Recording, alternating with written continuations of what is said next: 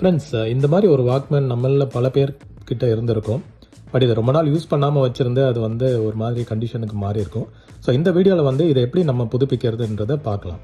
So first வந்து battery எடுத்துக்கோங்க. நல்ல சார்ஜ் பண்ண பேட்ரி எடுத்துகிட்டு, இல்லை புது பேட்ரி எடுத்துகிட்டு ஃபஸ்ட்டு வந்து வாக்மேனில் போட்டு ஆன் பண்ணுறதுக்கு ட்ரை பண்ணி பாருங்கள்.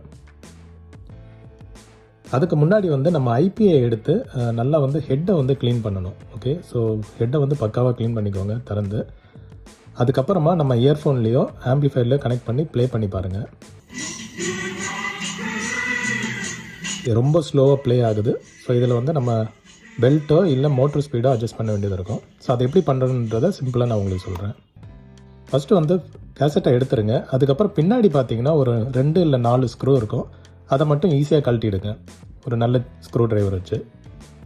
சில டைம் துரு பிடிச்சிருக்கலாம், அதனால் கொஞ்சம் ஆயில் போட்டுட்டு அதுக்கப்புறம் ஸ்க்ரூவை கழட்டுங்க. மெக்கானிசம் பார்த்தீங்கன்னா இந்த மாதிரி தான் இருக்கும் முக்கால்வாசி வாக்மேனில். இதில் வந்து ஃபஸ்ட்டு வந்து பெல்ட் கண்டிஷன் செக் பண்ணிவிடுங்க. இதை வந்து சுத்தம் போது பெல்ட் வந்து ஒரு மாதிரி அன்ஈவனாக போகுதா, பெல்ட்டோட திக்னஸ்ஸு அதோட கண்டிஷனை வந்து கழட்டியும் பார்த்துருங்க. ஸோ இங்கே வந்து நம்மளுக்கு பெல்ட்டு ஓகேவாக தான் இருக்குது. ஸோ அதனால் பெல்ட்டை வந்து பக்காவாக மாட்டிட்டு இதை ஒரு தடவை மேலே கீழே சுற்றி பாருங்கள், மோட்டர்லேருந்து ஏதாவது சத்தம் வருதான்ட்டு. அப்படி சத்தம் வந்ததுன்னா ஒரு ஆயில் இது மட்டும் சர்வீஸ் மட்டும் மோட்டருக்கு பண்ணிவிடுங்க. அதுக்கப்புறமா ஸ்பீட் அட்ஜஸ்ட் பண்ணுறதுக்கு முதல்ல கேசட் போட்டுருங்க.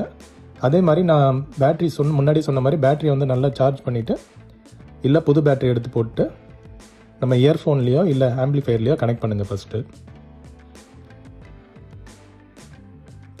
ஸோ எல்லா வாக்மேன்லேயும் வந்து ஸ்பீட் அட்ஜஸ்ட் பண்ணுறதுக்கு ஒரு ப்ரொவிஷன் கொடுத்துருப்பாங்க போர்ட்லேயே. அதை நீங்கள் பார்த்தோன்னே ஈஸியாக கண்டுபிடிக்கலாம்.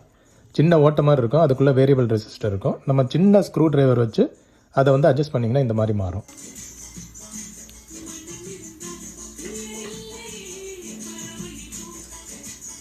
இதை வச்சு ஸ்பீடு கம்மியாகவும் ஆக்கலாம், அதிகமாகவும் ஆக்கலாம்.